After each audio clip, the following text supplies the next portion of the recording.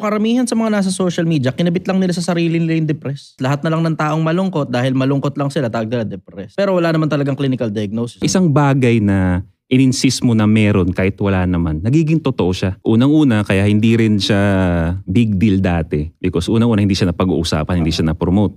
Pangalawa, ano bang meron ng ngayon at wala dati? Social media. Ang ako naiinis lang ako, yung ibang walang problema sa depression. Pero unang-una, hindi ka naman clinically diagnosed. Tapos you're not even giving yourself a fighting chance. Kasi ako, ang dami kong kaibigang minsan ganyan naiinis ako. Na binigay mo ito, gawin mo itong ano mo. Hindi niya gagawin. Yun yung proven. Ilan ang nagsasabi na ayaw mag-meditate. Pero ilan ang natulungan ng meditation with that simple task every day na gagawin mo. Ang daming nagtagumpay na tao. Proven by numbers. Tapos siya ayaw gawin kasi mahirap daw. Kasi they will always look for reasons why it wouldn't work. Kaya majority ng mga bagong kabataan na naging confused sila kung ano yung sole purpose nila as an individual dito sa mundo. Mga well-privileged galing sa mayamang pamilya. Sobrang weird lang nun na parang gagawa ng batas na magpoprotekta na bawal ka nang magsabi ng opinion mo yan. Kunyari, nagsabi ka sa akin tapos di ko nagustuhan. Pwede ko na siyang gawing depensa na na-offend ako dyan sa sinabi mo. Bullying yan. Naapektuhan yung mental health ko niyan. Pwede ko na siyang i-demanda kasi nagpapasa nga sila ng bill. Paano pag yung corrupt official, yung ganun, tigil nyo na yan, huwag nyo na akong litisin. Na-offend ako. Nade-depress ako. Wala na. Putang na.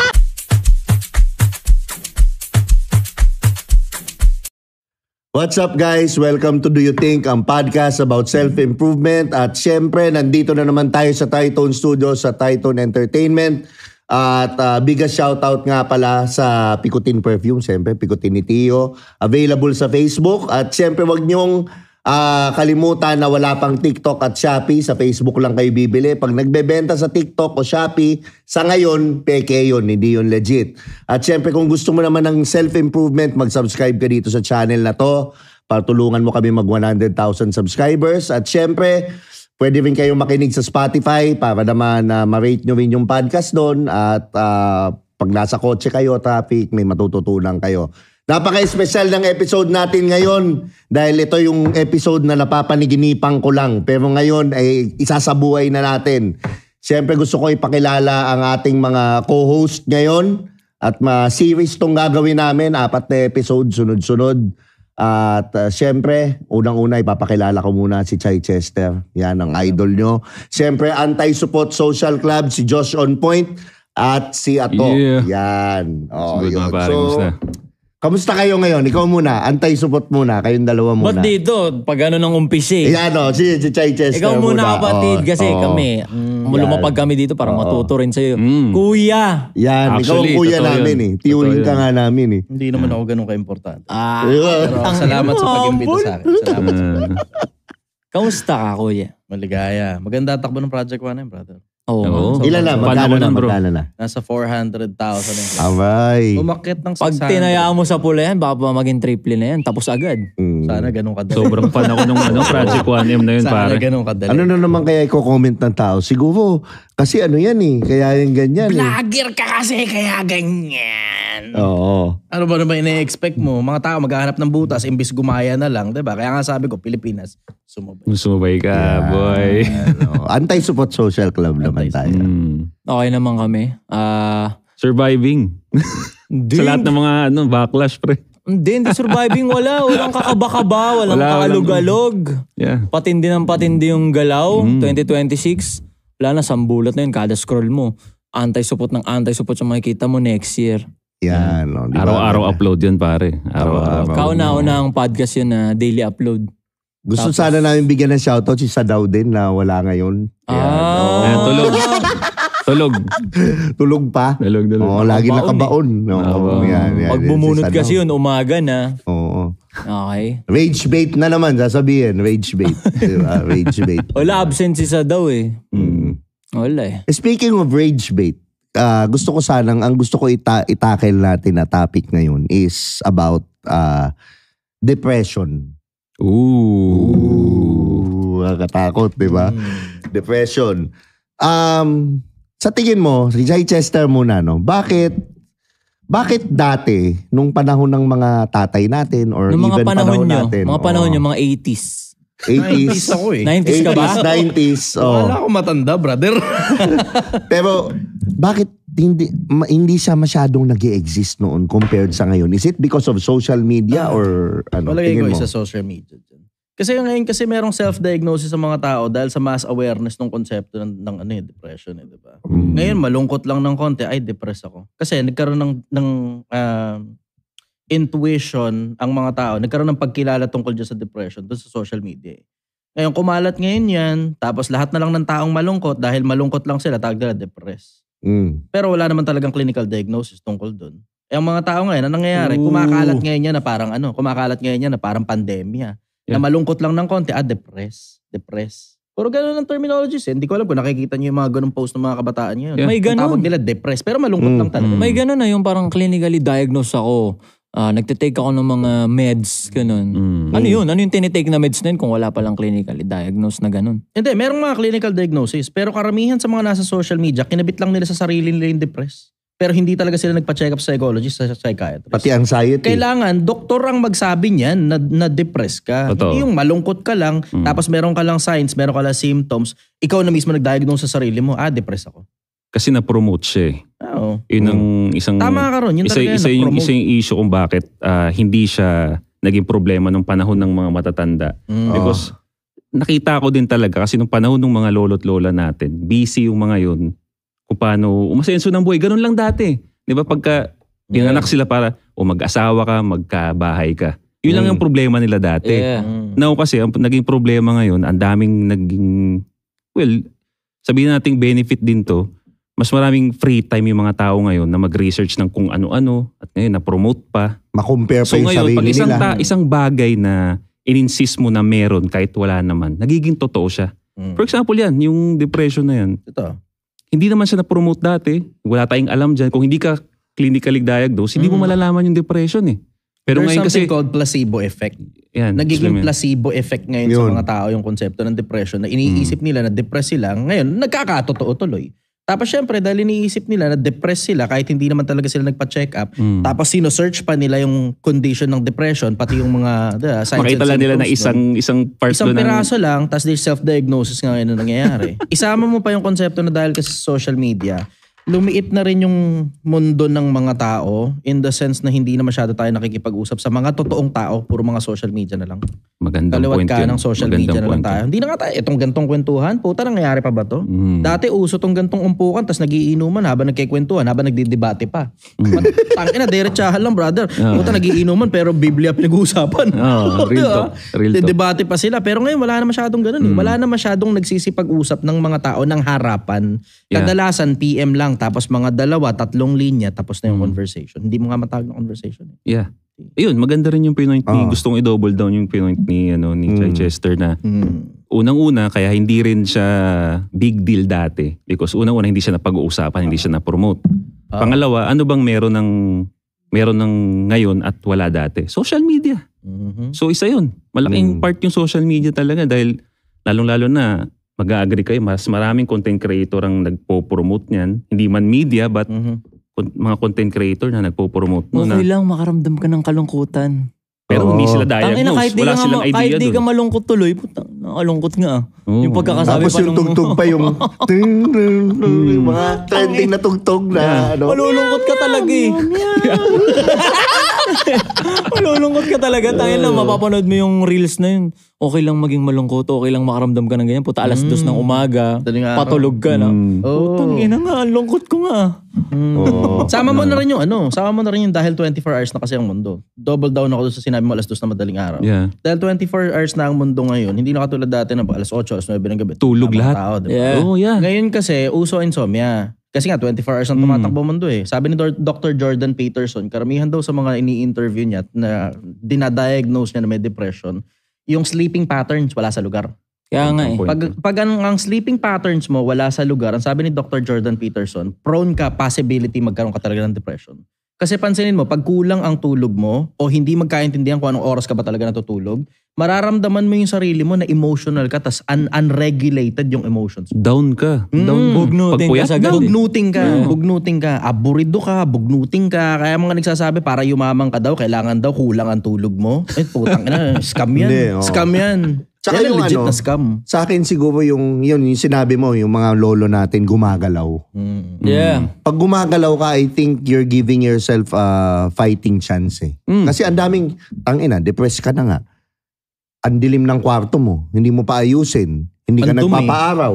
Hindi ka nag-exercise. Hindi ka naglalaban ng punta mo. Totoo.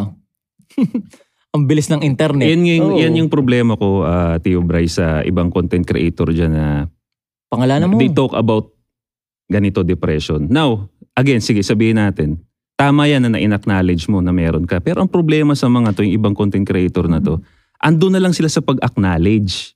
Diba? Wala sila nung anong gagawin ko sunod. Diba? Sabi ko, naisip mo, okay, sige, may depression na ako, okay, good. Tapos iiwan ka, okay. Sasabihin ng content creator, alagaan mo yan.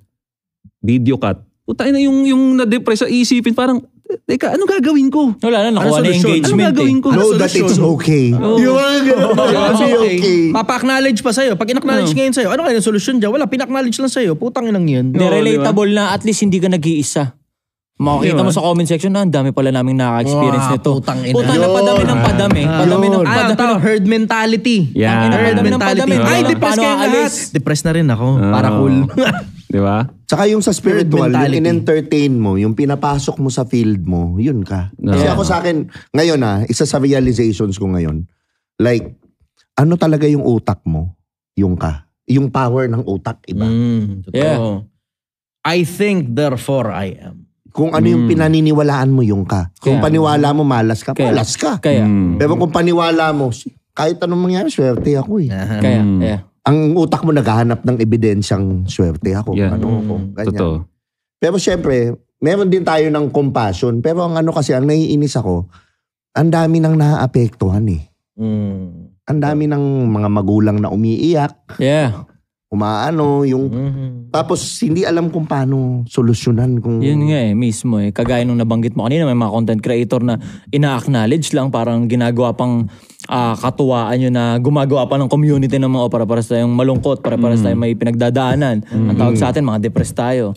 Ngayon, bilang mga content creator na nababadrip tayo sa ganun, ano sa tingin nyo yung mga dapat na ginagawa kapag nakakaramdam ka na nun? Kasi ako naniniwala ko, totoo yun eh. Yung pakiramdam na yun. Oo naman. Yung Valid. pakiramdam. Very valid. Totoo yung pakiramdam na parang ano ba sa'yo yung pakiramdam na nadidepress ka, yung parang hindi ka makapag-function ng tama, di ba? Parang alungkot-lungkot, parang wala nang bukas na parang wala nang pag-asa na ewan. Di ba? Ngayon, so pare-pares tayo, nag-a-agree tayo na totoo yung pakiramdam na yun. Kasi magko-comment na agad sila dyan, tangina nyo, inaano nyo na naman, ini-invalidate nyo yung mga ano talaga. Yung feelings namin. So tayo dito, apat tayo, nag-a-agree tayo, totoo yung pakiramdam. Totoo yung pakiramdam. Ngayon, experience naman. Pag-usapan na natin, ano resolution dyan? Yeah. Una-una, pa-check up ka. Yeah. Wala ka ngayong pera, pampa-check up. E di, gumawa ka ng paraan para magka-pera ka, para makapagpa-check up ka. Pero other than that, ayusin mo yung sarili mong mindset. Trumabaho ka. Kasi sabi ni Dr. Jordan Peterson dyan, unahin mo munang kumilos. Kailangan mo ng motor skills, mobility. Kailangan mo ng mobility. Tignan mo, boss. Pagkatapos niyang, di ba, gusto niya magpa-clinic, di ba? Depression. Nung naghanap na siya ng way paano kumita, makakalimutan niya na yung depression niya, mawawalan.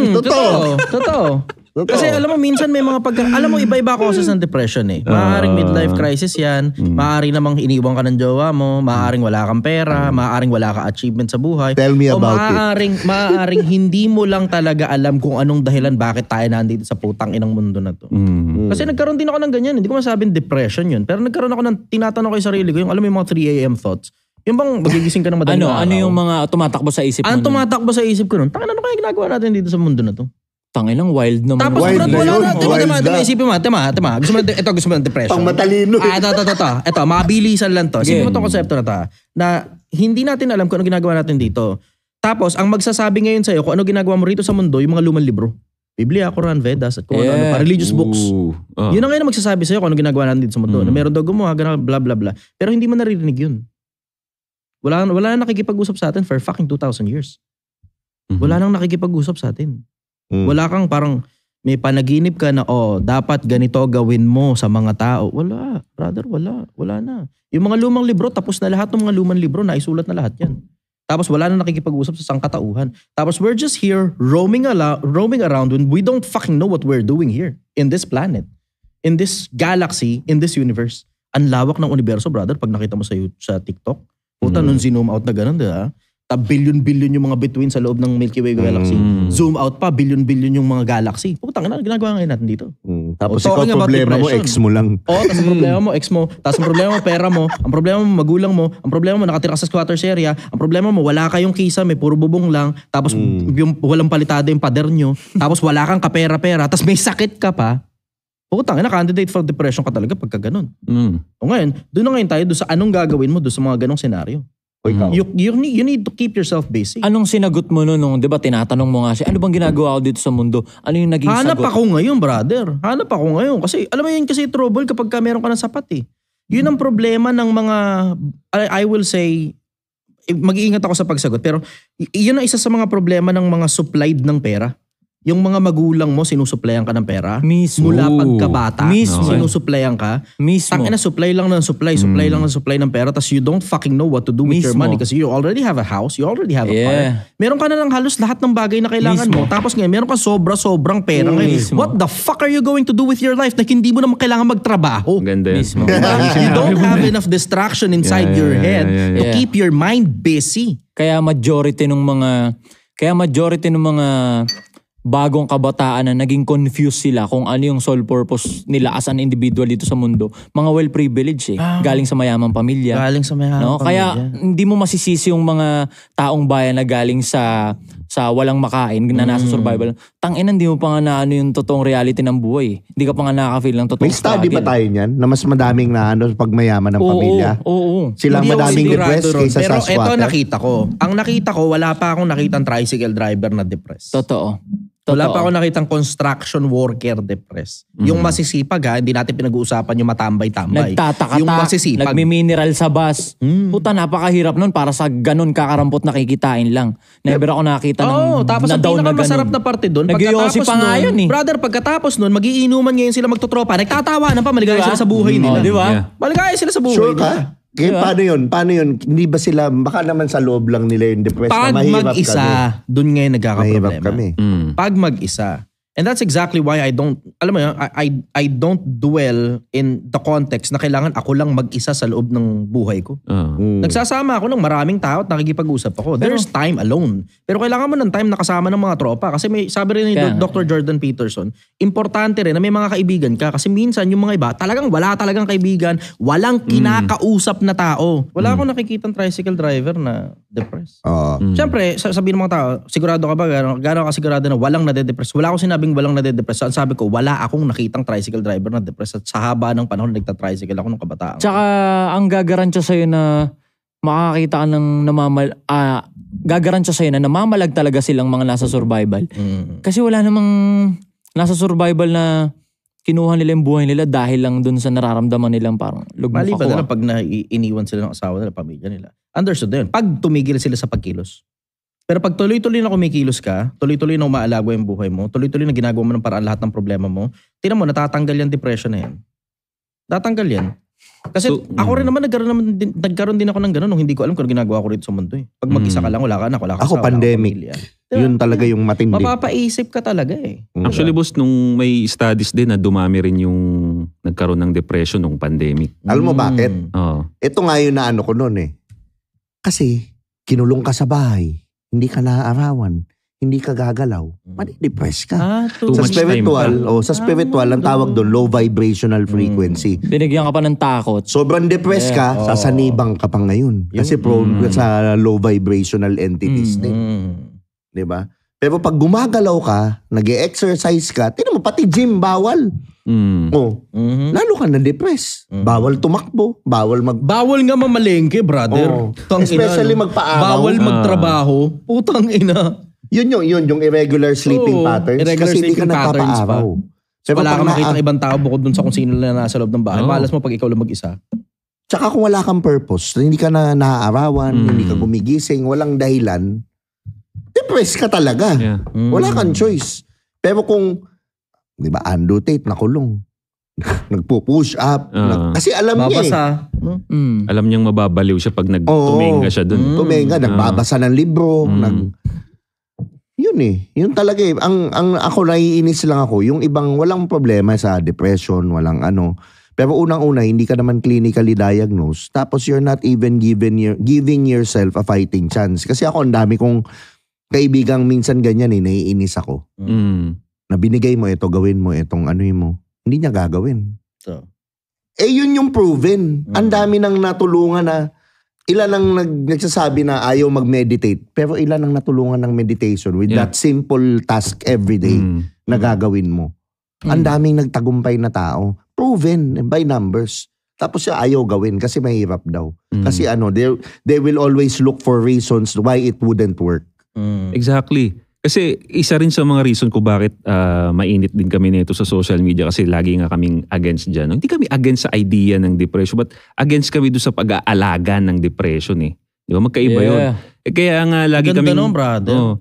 Kaya nga kami laging na nito doon sa podcast namin kasi we're fighting against it. At yun nga, fighting chance, diba? Ang problema nga ngayon, pag nagsabi ka na, uy, galing kami dyan, ito gawin mo. Huwag mong isipin yan. Mababash ka pa. Diba? Meron kaming way, nagkaroon kami niyan, meron kaming way kung paano namin na-escape yan. Wait, sabihin mo sa'yo, wala kang empathy. Exactly. Gusto kasi nila ng drama, pre. Kumbaga, ang ina-acknowledge lang nila na content creator or influential na nahahayaan nila na ma-influensyahan sila ng ganyan na pwede palang manlaban dyan. Yung makikita nilang lugmok din. Yung kumbaga, yung nag-iiyak sa harap ng camera na grabe yung pinagdadaanan ko. Dami pang likes niyan, bro. Oo. Kailangan makita ka muna nilang kaawa-awa bago nila paniwalaan na posibleng palang mamalag dun sa ganung pakiramdam. Again, yung tinatawag na natin siyang pakiramdam. Totoo yung pakiramdam. Ngayon, ano-ano yung mga pakiramdam? Pag masaya ka, di ba?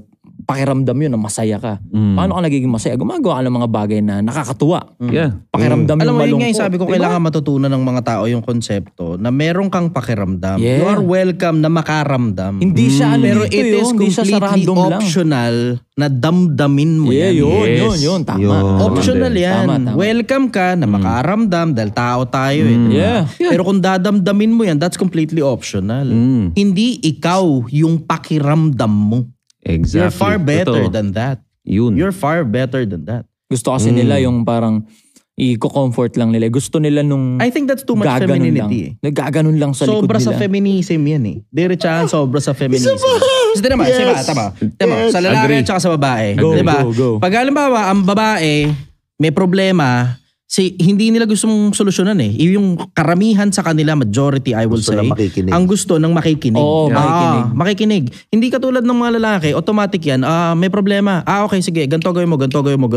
Para ma-resolve na kagad, tapusin na kagad yan. Tapos saka na lang natin pagkwentuhan, pag nagtatawanan na tayo sa inuman, kung paano natin resolve yung putang inang problema.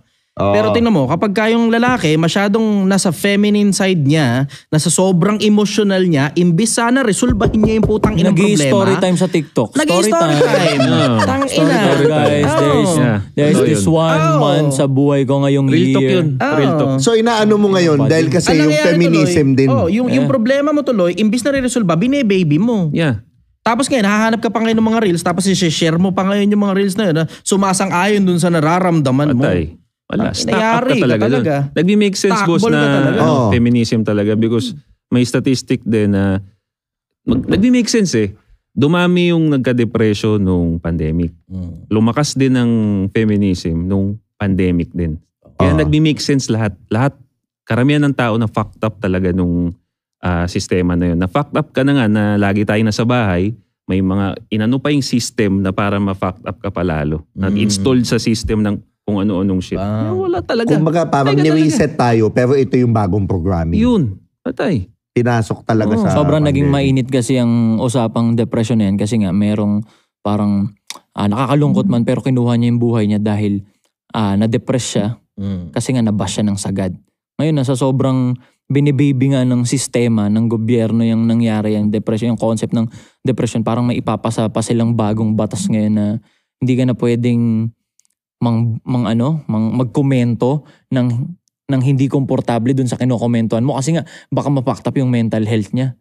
Kasi nga nagiging na yung mental health parang nagre-resulta na siya sa yun kinukuha yung buhay. Ang weird lang, 'di ba?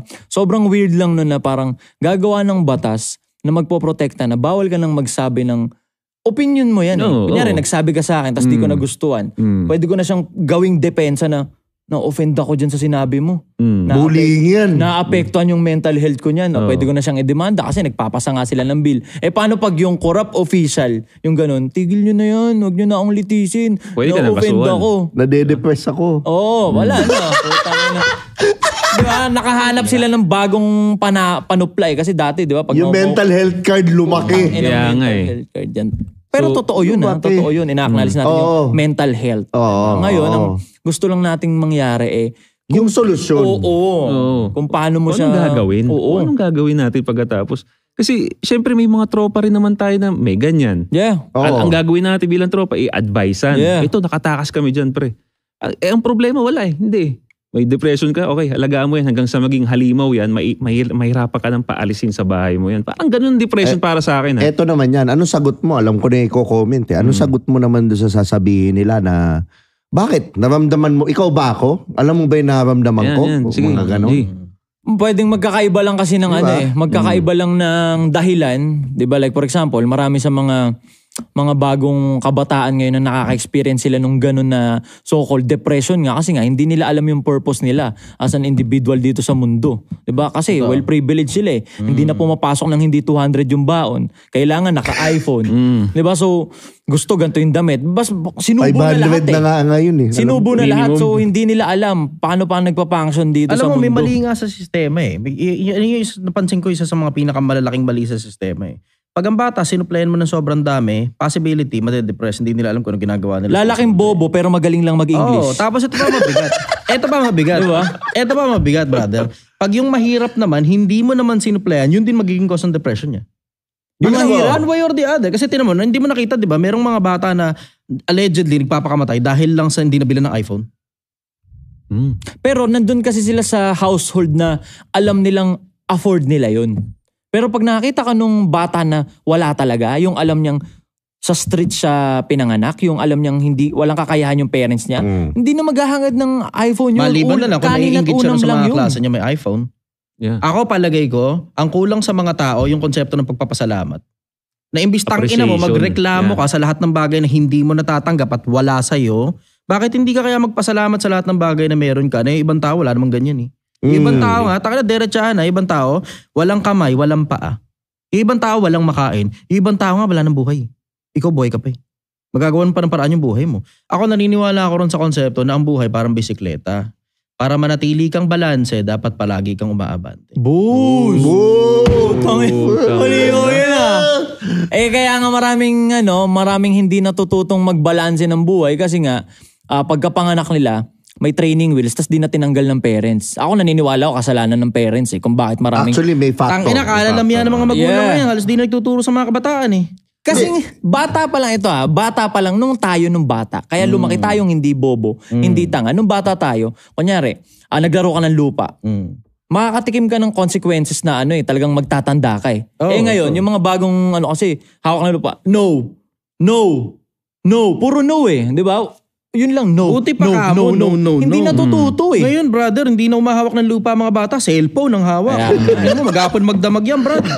Okay. Paano? Maintindihan mo rin kasi. Dalawang panig din yan Katamaran ng mga magulang sa pagtuturo ng mga bata na malikot yung bata. Bigyan mo cellphone. Para, bahala na siya dyan. Dyan lang siya. Hindi siya malikot, hindi siya maingay. Totoo Pero at the same time, kailangan mo rin na mailagay sa consideration mas mahirap na ang buhay ngayon kaysa dati. Hindi mo talaga kailangan yung bata maglikot habang nagtatrabaho ka. So, bigyan mo talaga ng cellphone. So, wala ka talagang tulak kabigan sa panahon ngayon Sa akin, derechahan, yun nga yung dahilan kung bakit kapag wala ka pang sapat na pera, tangina mo, huwag ka muna mag-anak. Mismo, pare. Tapos matutunan mo rin muna, bago ka mag-anak, pag may sapat na pera ka na, matutunan mo muna kung paano mag-raise ng mga bata bago ka mag-anak. Pag-aralan mo muna kaya. Talaga. Testing ka muna. Maganda yung sinabi ni Chichester, yung mag-raise ng anak.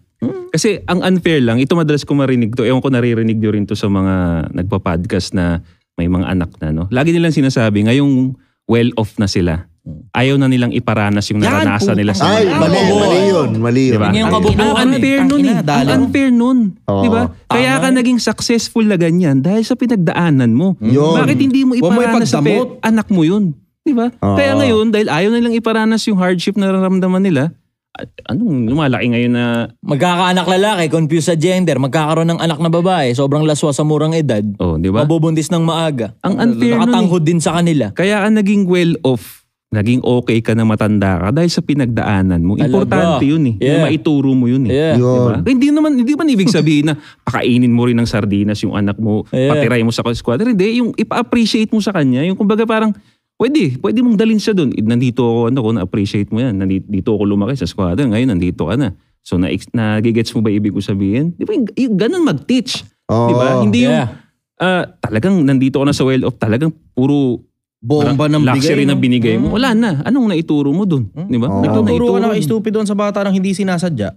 Exactly. Hindi mo sinasadya, nag-i-stupid yung anak mo, kasalanan mo. So, kasalanan niya ng magulang, no? Kasalanan talaga ng magulang. Pag may mga bagong kabataan na fucked up yung mental health nila, bagong kabataan na depressed, kasalanan ng magulang. Multiple factors yan. Hindi mo pwedeng i-alis na mayroong parte yung magulang dyan. Malaki. Kasi nakasulat sa Biblia, turuan mo ang bata sa daan na dapat niyang lakaran. Pagka siya'y tumanda, hindi niya hihiwalayan. Bakit kumalas dun sa landas na yun? Kasi baka mahina yung pundasyon na inilagay mo ron sa bata. Yun. Kailangan mo ring i-consider yun. Hindi pa pwedeng itanggalin mo yung kamay ng magulang dyan. Dahil kanino natuto yan? Kung ano ang puno, siya ang bunga. Mismo. At ang bunga, hindi nahuhulog na masyadong malayo sa puno. Mismo. Mahina rin yung magulang eh. Mahina rin. Yung ngayon, yung kumbaga yung parent, may aminin na natin, gusto may naituro yung palo eh. Palo. Oo. Alam mo, yun nga speaking brother. Diba, 22 sa ace, ang sabi, turuan mo ang bata sa daan na dapat niyang lakaran. Pag tumanda, hindi hiwalayan. Pagdating sa 15, bante ka lang ng konti, ang kamang mga nababalot sa puso ng bata, ilalayo ito sa kanya ng pamalong pangsaway. Putang Tamo. Biblical pala talaga yung disiplina. Libon taon na nakakaraan niya. Ganyan sila magpalaki ng mga bata ng unang panahon. Tignan mo naman katitibay naman ng utak ng mga propeta. Proven and tested naman. Tignan mo naman katitibay ng utak ng mga propeta. Hanggang kamatayan, pinaninindigan nila. May depression kaya doon. Nung panahon ng propeta. Baka, kasi nagkaroon na nga ng war. Ay, hindi. Iba ng depression yung kanya. Guilt yun ba? Guilt yun eh. Guilt siguro, pwede mo na siguro sama sa causes of depression ng guilt. Hindi mo naman pwedeng i-alis yun. Dahil nawala yung pamalo, tsaka yung pwede mong pagsalitaan yung anak mo ng mataas na tono, lumaking mga bobo yung mga bagong kabataan ngayon. Kailangan kasi nila magkaroon ng mental toughness eh. Emotional toughness. Hindi mo rin masisi bro. At magaling mag-English. May other side din kasi kung bakit hindi na rin nagawa ng parents yung duty nila bilang magulang. Because na-gaslight sila na pag ginawa nila yung duty nila, bad parenting. Di ba may tinawag na nga tayong gentle parenting? Tapos pag namalo ka, ginawa bad parent ka na. No? Okay, hindi ba yung rules na? Hindi talaga automatic. Mali naman yung child abuse. Alam mo, diretso hindi yun. Diretso, hindi talaga automatic na yung bagay na legal mabuti rin at the same time. Hindi pinag-uusapan yung kabutihan at kasamaan sa usapang legal. Parang yung mga nagkokontrol sa taas finorm sa ganitong agenda. Bitin. Lumamyato na yung mga tao ngayon. Sobra. Dahil hindi dumami yung populasyon, hindi pahinain natin yung mga lalaki. Ako palagay ko, dapat yung mga susunod na mga politiko, yung mga pinakamatitigas sa tao sa social media. Diretso. Para kang tatakbo Hindi ako interesado sa politika. Diretso. Hindi ako interesado sa politika. Pero tangina, kailangan mo ng matitigas na mga boses dun sa mga tatakbo sa politika. Kasi tignan mo naman kalalamyari naman ng mga ibang politiko, tangina, alam mo ng korap na korap eh. Diba? Sa sobrang tindi ng korupsyon nila, hindi mo na marinig na magsalita. Paano pa magsasalita? Paano pa nila ihaharap yung mukha nila sa publiko? Tangina, sila rin mismo, sangkot doon sa putang inang katiwalian nila. Ang hirap ngayon magturo sa mga tao na, ganito kayo dapat mabuhay. Ito yung mga dapat ninyong daanan. Mga magulang, bago kayo mag-anak, tangina, ayusin nyo muna yung mga sarili nyo. Gawan nyo muna ng pera yung sarili ninyo. Kasi tangina, paano mo ngayon sasabihin na gawan muna ng pera yung sarili kung sila, santambak yung ninakaw pala nilang pera sa hindi mabuting paraan. Kaya nga eh. Diba? Ang hirap tuloy magsalita kapag ka-politiko ka. Kaya ako palagay ko talaga, yung mga pinaka-opinionadong mga influencer na alam mong matitikas, na alam mong maaayos, na alam mong matitinong klase ng mga tao, yan dapat yung nandyan. Yan dapat yung nandyan. Ang tanong, marunong ba magbalangkas ng batas? Kung influencer hindi automatic na tagapagbalangkas ka lang ng batas. Pwedeng taga-execute ka. Pwedeng taga-execute ka. Hindi automatic yun na taga-balangkas ka ng batas, automatic, di ba, influencer, politiko ka na kagad. Pwedeng taga-execute ka. Yung mga binalangkas na batas, i-execute mo ngayon. And you damn make sure na maayos yung constituents mo. Kasi may mga lugar talaga, diretso sa Pilipinas maayos yung constituents nila. Naalala ko yung panahon, hindi ko napapangalanan, pero merong isang pagkakataon na hindi ko makakalimutan. Sira yung sasakyan ko, tapos sumabay din na sira din yung motor ko. Tapos may isang pagkakataon na nakasakay ako sa tricycle. Tapos kumain akong candy. Tapos, ang sabi niya, nung tricycle driver na yun, meron siyang sariling basurahan dito. Okay. Kasi eto na daw kasi si ganitong politiko ngayon. Matino na yung gobyerno, hindi niyo po pwedeng itapon niya kahit saan lang. So nagsistart talaga. Sipin mo yun, hanggang sa pinakailalim nakapenetrate sa isip ng tao yung politiko. Ibig sabihin pwede talaga, no? Kaya yun, pag gusto ng leader kaya talaga, yun. no? Pag gusto ng leader, pag gusto ng pangulo, kunyari gusto niyang panagutin si ganto ganyan kasi ganto sobrang doable, no? Pag sabay-sabay, mula sa pinakaibabaw hanggang sa pinakailalim. Ang problema kasi, mula sa pinakaibabaw hanggang sa pinakailalim, tangina, ang priority, kickback. Yeah. Kickback. Yeah. Ito. diba? Yung sa ano, yung sa ano lang. Nakakaburat Yeah. Nakakaburat. Tangina yung ganung Kickback. pakiramdam na putang ina, diba? Parang wala silang gusto, ang no? gagaling ninyong magsalita nung panahon ng kampanya, pagkatapos ng kampanya, Para sa nasa kayo, bayan. hindi kayo marinig. Diba? Nakakaburat yung ganung Yun din, pakiramdam. no? Hindi mo marinig. Hindi mo maramdaman yung liderato. Yung environment nakaka-depress. Yeah. Kaya. Totoo naman kung mahina-hina ka. Kaya di ka manonood ng TV na eh. Nakaka-depress. Totoo. Pero yun nga yun, nadidepress ka na nga, nanonood ka pa ng balita, hindi ka na lang manood ng Tio Bray podcast, di ba? Oh, Talaga. Real talk. Talagang talaga. Real talk. Talagang Real talaga. talk. Talagang talaga. Real talk. Tangina, maiinggit ka lang dun. Kaganda ng mga ini-interview. Kaya kasi yun, katulad nga nung sinabi ni Chai Chester, may marami ng politiko or maraming politiko ang sabihin natin na in my term is pussified na talaga. Dahil nga, natakot na talaga yung mga tao ngayon na mag-voice out ng gusto nilang sabihin. Kasi katulad nga ngayon, sa panahon natin ngayon, kailangan politically correct ka. Na isa rin sa mga reason kung bakit marami rin ng tao na unting salita mo lang na masakit, nasasaktan kagad sila. Kasi hindi sila sanay. Diba? Na-install sa system natin na dapat politically correct ka. Kaya all throughout, mapapansin mo, for the past 5 to 10 years, lahat ng politiko wala kang maririnig na nagmumura or talagang gustong sabihin yung gustong sabihin nila. Talagang laging politically correct lang. Laging yung safe lang, kumbaga. Yeah. Siyempre, anong masasanay yung mga tao ngayon, yung mga kabataan na makarinig lang ng okay sa pakiramdam nila. Kung anong kaaya-aya. Diba? Kung anong kaaya-aya. Once makarinig sila ng konting criticism, onting malupit na mura, taas mo nga lang tono mo ng onte. Oo. Diba? So, again, ang daming factor talaga pero, yung mga factors na yun, talagang, kumbaga, nung pandemic talaga nag-boom lahat. Nagsabay-sabay yung install. Kung kinakausap mo ngayon, mga bagong millennial, nanonood dito, syempre marami nanonood nito Ano sa tingin mo yung dapat na ginagawa nila para di nila na-experience or nararamdaman or kung nararamdaman naman nila yan, yung depression na yan, para hindi ma-fucked up yung pagkatao nila, yung function nila sa society, ano yung mga dapat nilang gawin? Ako number 1 pare, isa rin sa mga pinopromote ko, sports Number 1 sports talaga. Bakit? Unang-una, malabo kang maging malambot dyan kasi sports, lalo na sa mga physical sports, contact sports, i-judge ka dyan. Ika-criteria ka dyan. Ewan ko na lang, di matanggal yung pagiging malambot mo dyan. Kasi pag nakita ng coach na mahina yung sipa mo, sabihin talaga, mahina yung sipa mo, ito gawin mo. Hindi kasi nagagawa na sa bahay yun Di ba? Maganda yung may sports, may suntok ka. Kunyari sa boxing, ngayon nagbo-boxing ako ngayon. Sasabihin ng coach ko, mali yung form mo, ang hina. Kaya ba ng bata na hindi nagsusports yung ganong salitaan? Hindi No. Sa sports matututo yun. Sa sports talaga pare. Tapos competition. Criticism sa sports, competition. Importante rin yung competition sa mga bata. Ngayon, yung alam mong kailangan galingan ko pa. Healthy competition, Oo. Yeah. Wala na ngayon yun Hindi na Wala nang nagpo-promote ng konsepto na dapat galingan ng mga tao sa buhay nila. Yun nga. You fucking only live once. Kailangan mo kasing maging specific Paano galingan sa buhay? Ano-ano yung mga nakapaloob doon sa galingan sa buhay?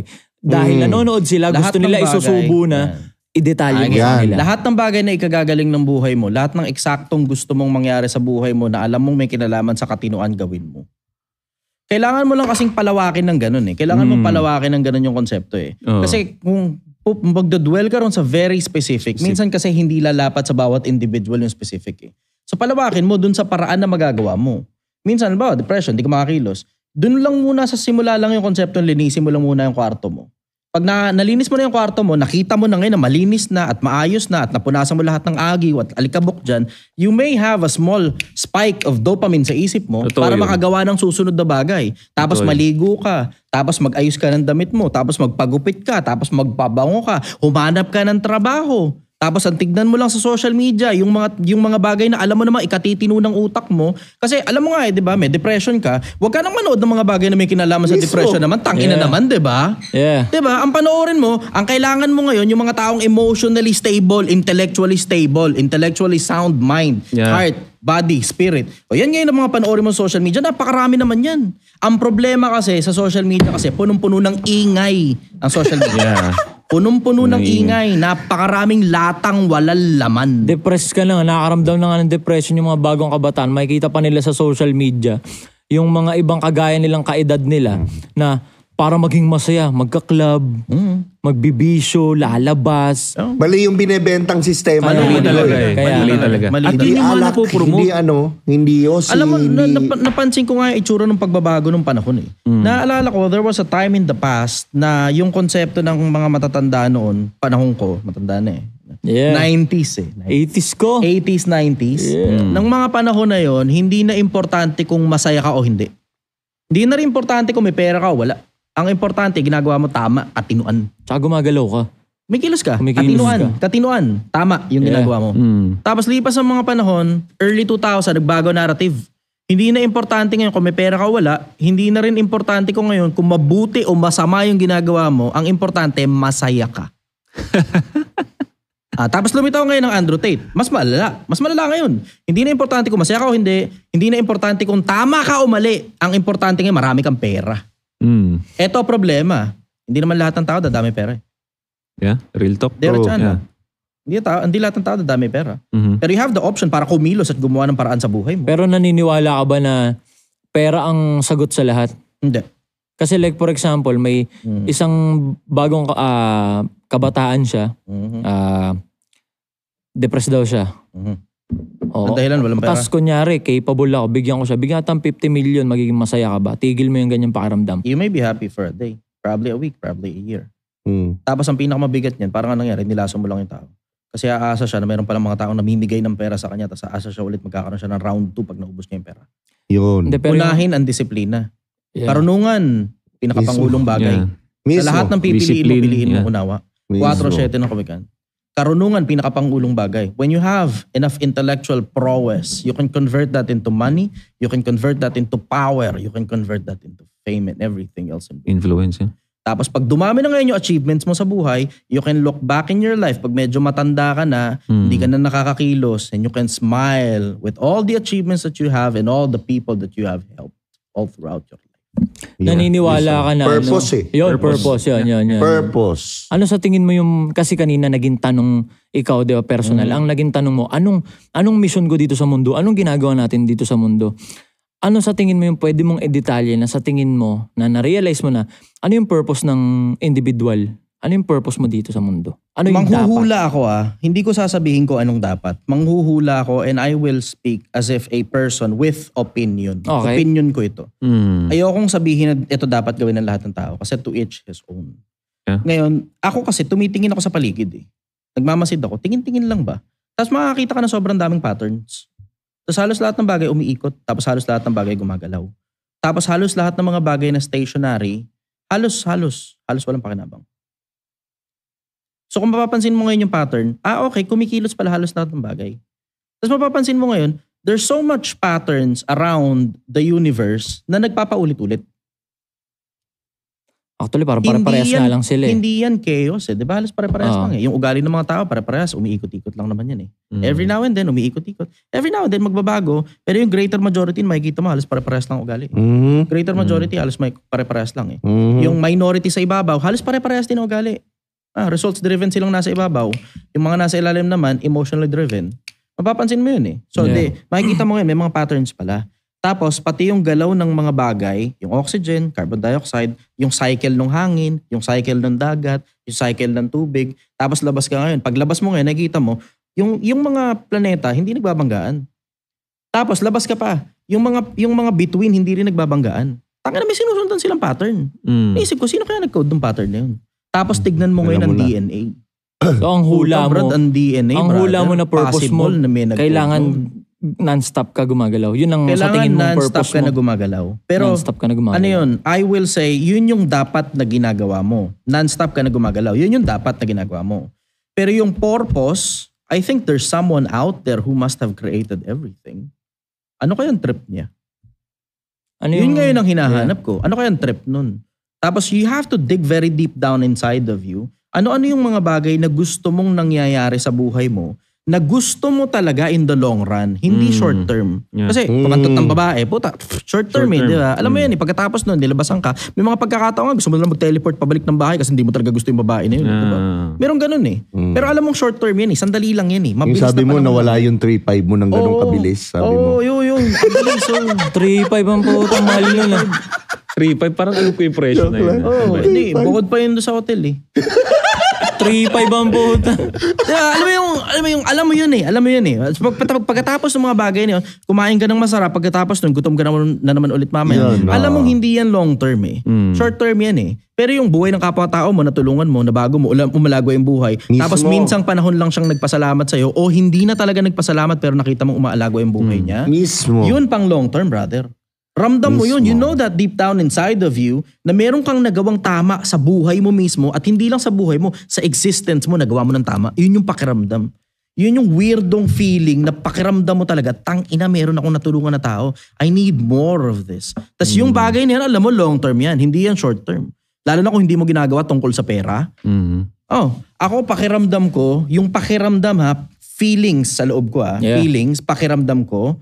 And logic also dictates na meron tayong dapat ginagawa dito sa mundo. And I think it has something to do dun sa mga taong nakapaligid sa atin. Kasi tinan mo, wala naman nakikipag-usap sa atin para bigyan tayo ng instructions. Lahat ng instructions nasa mga lumang libro, nire-reverberate lang ngayon ng mga taong nag-i-exist ngayon sa panahon natin na mga sinabi nung mga naunang taong mga patay na noon. 2,000 taon na nakakaraan. Tapos ang paulit-ulit, ito ang pinaka-common denominator. Sa halos lahat ng spiritual books na nabasa ko, ang pinaka-common denominator, pagmamahal, kabutihan, respeto, kababaang loob, hindi kayabangan. Tapos ultimately, pananampalataya. Pananampalataya saan? Pananampalataya na meron someone somewhere na nag-formulate na itong bagay na to, tapos baka meron siyang trip. Baka meron siyang gusto. Hanapin mo kaya. So ang hula mo, to sum up, ang hula mo na ang sole purpose ng individual dito sa mundo, non-stop siyang gumagalaw. Non-stop siyang gumagalaw, makapagbigay siya ng value or tulong sa kung sino man, mas marami, mas maganda. Tapos ano yun, pagmamahal. Mahalin mo kapwa-tao mo, huwag kang siraulo sa kapwa-tao. Tapos kasama sa pagmamahal sa kapwa-tao na pag nakakita ka ng taong gumagawa ng kagaguhan, kasirauluhan, kailangan pigilan. Maaaring ikaw, o kung wala kang enough na authority, makatulong ka dun sa iba na mapigilan. Tapos, kabutihan, huwag kang masama sa kapwa-tao mo. Tapos, kababaan loob, huwag kang mayabang. Kasi ang wakas ng kayabangan, laging kahihiyan. Laging ang dulo ng kayabangan pagkapahiya. Yan yung mga common denominator sa halos lahat ng mga spiritual books eh. Common denominator yan kay Muslim, o Kristiyano, o Shintoism, Taoism, Buddhism. Lahat ng religion, brother, pare-parehas ang sinasabi. Ibigin mo kapwa-tao mo. Gumawa ka ng mabuti, tapos tahimik ka lang. Tahimik ka lang. Huwag mo sasabihin kahit kanino yung ginawa mong kabutihan kasi pagyayabang na yun pag sinabi mo sa iba. Sa akin siguro parang, hindi ba gumagalaw ka lang? Yeah. Gumagalaw ka sa purpose mo. Pero yung purpose mo, ginagawa mo siya ng may love sa kapwa, ng humble ka, ng hindi ka nanlalamang ng kapwa mo, nagsaserve ka sa yun. Ginagawa natin yun. Tapos ito pa malupit. Sobrang practical niyan, brother. Hindi natin pinag-uusapan religious shit Okay, sige. Alam mo naman, puta, sa itsura ko ba mukha ba ako reliyosong tao? Diba? Obvious naman, puta, si Raulo ko diba? Pero hindi natin pinag-uusapan religion. Pinag-uusapan natin practicality. Sobrang practical, na kilos ka ng kilos, gawa ka ng gawa, resulta ka ng resulta, kaliwat kanan. Sobrang practical din at the same time na yung kapwa-tao mo, naaayos mo rin, nakakatulong ka sa kanila na maiayos yung buhay nila. Doon sa practical na paraan na hindi ka bigay ng pera o bigay ka ng bigay ng pagkain sa mga taong hindi naman talaga kailangan ng pera kasi may kapasidad silang magtrabaho, hindi naman kailangan talaga ng pagkain kasi nga may kapasidad nga silang magtrabaho. Tapos pag unti-unti nakikita mo, nakakatulong ka sa kanilang maayos yung buhay nila. Puta, sobrang practical nun, sa'yo din ang balik. Hindi na spiritual aspect. Yun lang sa konsepto na maghanap buhay ka na kahit na anong hanap buhay, yung mga taong natulungan mo, babalik din sa'yo para bumili ng produkto mo. Alam mo, may sabi na Shaquille O'Neal. Real talk. Sabi ni Shaquille O'Neal, yung pinakamaganda daw palang klase ng hanap buhay, pinakamagandang klase ng negosyo, yung nakakatulong ka sa mga tao na magbago yung buhay nila. Tapos sila rin mismo yung susuporta sa negosyo mo. Yeah, real talk. Sobrang solid nun, brother. Sobrang practical nun. Tapos pagdating mo sa kabilang buhay, kung meron man nun, may investment ka. Practical yung brad, sobrang practical nun. Service talaga, service sa mga tao. Na may pagmamahal, may binigyan mo ng meron energy. nga ako natutunan bago to, social media ko lang natutunan. Tangina, pag matinong tao pala ang tingin sa'yo ng mga tao, tapos ikaw na rin yung naglabas ng sarili mong baho, tapos pinipilit mo magbagong buhay, puta, susuportahan ka ng mga tao. Nakita nyo yung nangyari kay Awit? Diba? Tangina. Nung lumagapak siya, tapos inamin niya sa mga tao, naubos kasi sa sugal eh.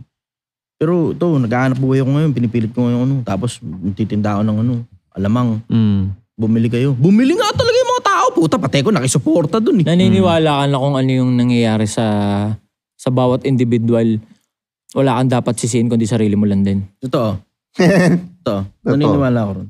So, kumbaga, accountability. Pero obviously, alam mo yun, there's some sense na baka kasalanan din kasi ng ibang tao. Ba, naglalakad ka, tapos tumawid ka sa kalsada, tapos nampangga ka ng sasakyan dahil lasing yung driver. Meron ganun eh. Pero ako ang masabi ko, yung extreme level of accountability, ang laki ng pakinabang sa individual. Mismo. Sobrang laki ng pakinabang. Yung acknowledgement na halos lahat ng bagay kasalanan ko. Ngayon, kailangan ko ngayong ayusin. Dahil dun sa basic na konsepto lang, na pag nanisi ka ng iba, iniaalis mo yung kapangyarihan sa'yo.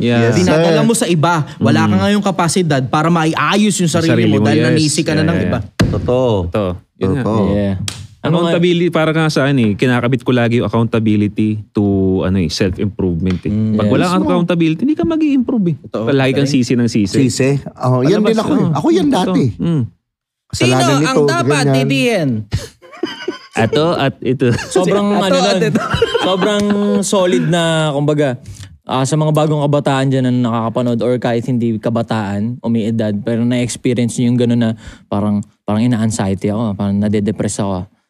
Take full control, take full accountability. Hanapin mo yung mali. Acknowledge mo. Sa'yo. Diba? Nalulungkot ako, anong gagawin ko? Ba't ako nalulungkot? RCA ka na agad, root cause analysis. Root cause analysis. Ano kayang dahilan bakit ganito yung pakiramdam? Yun. Hindi RCA ako maghahanap sa TikTok ng mga kapares kong na nararamdaman para makagawa kami ng community pinalakas mo pa yun para sa akin. Tumambay ka pa. Tumambay ka pa. Pinalakas mo pa yun. Daanan mo lang, umuntambayan. Daanan mo lang, umuntambayan. Again, totoo yung pakiramdam.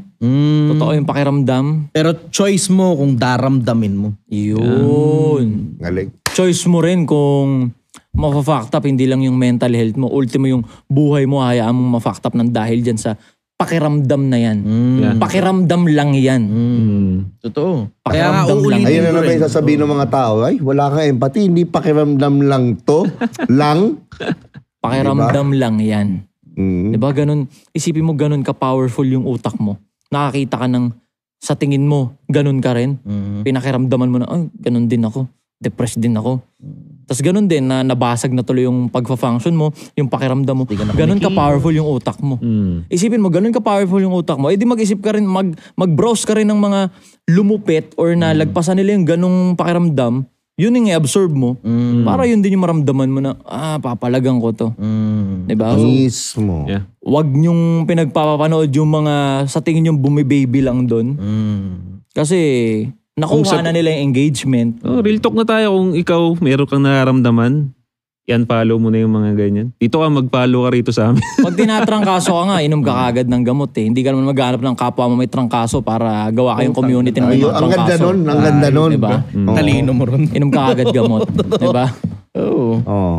Ba't yung ordinaryong sakit ginagawan mo ng paraan? Ba't yung depression, hindi mo hinahanap kung saan nanggaling para magawan mo ng paraan? Totoo. Yan. Hindi mo pwede sabihin na, hindi ko nga alam eh. Basta yun na lang yung pakiramdam eh. Hindi, no? Pag sinasabi mo kasi hindi mo alam, parang in denial ka lang na, alam mo sa sarili mong may hindi ka magandang ginagawa. Tsaka understood, okay lang, sabihin mo hindi mo alam. Pero hanapin mo naman kung saan galing para ma-resolve mo. Yeah. Galawan mo, no? Hanapin mo naman, tumayo ka man lang dyan sa sopa. Kasi andyan ka, hindi ka na nakaligo, andyan ka na lang. Bati ka lang ng bati. Yan. Ikaw, Josh, any last words? Any last words? Yun yung sa akin. Isang oras na eh. Ha? Magiging specific lang ako kasi ganun ko rin hinil yung naramdaman ko rin dati. Kasi aminado ako, nagkaganyan ako. Dahil din sa social media. No, nung mga time na konti pa lang yung following ko noon, tumirada ako ng community noon. Malakas loob ko nung panahon na yun. Hindi ko pa alam yung consequences. Sabi ko, putang ina, tirahin ko nga. Doon sila malakas ng mga part na yun. Ayun na. Nung tinira ako, naramdaman ko yun, hindi ako makakain. Tapos every bukas ko ng social media, para ako nanginginig. Takot ako. Nagka-anxiety ako. Every time bukas ako ng TikTok, Facebook, natakot ako nun.